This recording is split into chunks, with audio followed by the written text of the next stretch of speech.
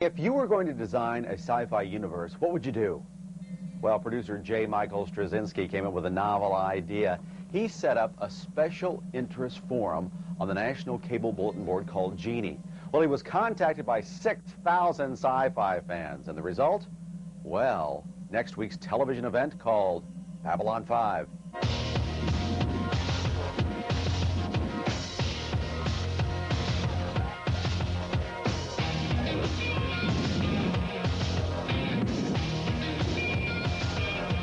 Here you go, sci-fi fans, a sneak preview of the show that looks to take on Star Trek in syndication with what they say is a new and improved 23rd century, Babylon 5.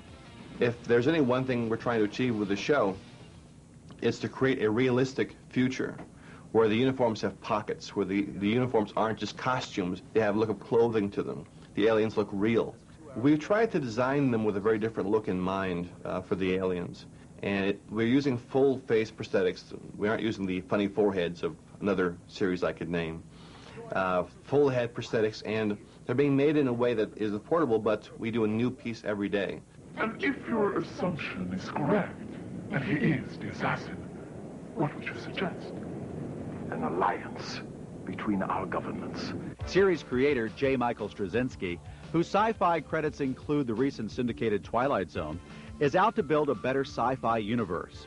And whether you're anxious for a break from the well-traveled worlds of Star Trek or consider him a blasphemer, his approach to creating a whole new future for the syndicated movie pilot Babylon 5 is fascinating.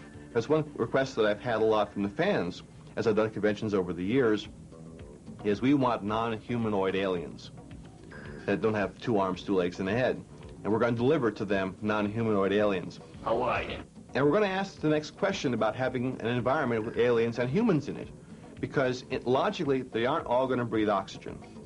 So we have on Babylon 5 sections that are different atmospheres, different gravities, different environments. And you have to wear a face mask to go in and deal with these people. And vice versa, they come out to see us, they have to wear equipment for their own purposes. Much has been made already on this show and others about the new computer technology that will be utilized in place of models on the show. Its flexibility allows Michael to take one more swipe at the competition. We're not trying to be competitive at all, but there's one scene where we have a lot of ships coming in, and my effects designer, Ron Thornton, and I were talking about it, and we said, well, what's the most number of ships you've ever seen in one shot on other shows, which may have the word Trek in them? And we figured about 10 or 15, which was in a Borg episode. And we said, well, how about 25 or 50? Everyone said, how about 100? So we got 100 ships all moving, mind you, in different directions, plus 4 motherships. And just in case you aren't entirely sold that there's a new future coming to television, let Michael tell you about something you will never see on Star Trek. The bathroom on a station like this. Imagine the horror of this place, meant to serve humans and aliens alike. The globes, the apertures, the tubes, the pipes, the steam vents. And you thought that other show took you to the final frontier. Look out, Star Trek.